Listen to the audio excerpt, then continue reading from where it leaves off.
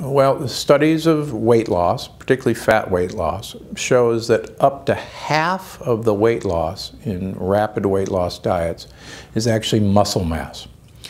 Muscle mass in really controlled calorie diets is burnt up to provide the body with sugar for the brain.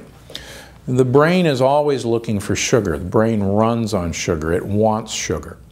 And when you really control calories, and particularly on so-called low-carb diets where there isn't much sugar, we cannot convert fat into sugar. We can convert sugar into fat, but it doesn't go the other way. But we can break protein down, muscle down, into sugar. It's called gluconeogenesis. So what happens is the brain kind of gets mad and says, man, I really want some sugar, and this fat stuff is not doing it for me. That's why you get headaches when you're dieting. It actually calls to your muscles and says, I want you to break down and make some sugar for me. And so that's why rapid weight loss diets usually result in a large amount of muscle mass loss.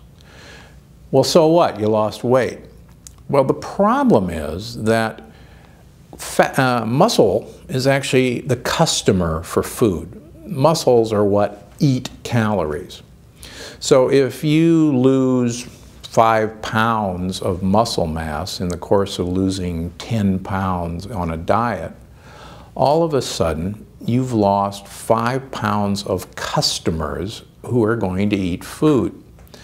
And this is the really sad fact of yo-yo dieting. And that's why, even for myself, I could lose 20 pounds, get in my tight Armani suit, and all of a sudden, when I went off my diet and started eating normally, the weight came up with a vengeance, and in fact, I always ended up weighing more than when I started.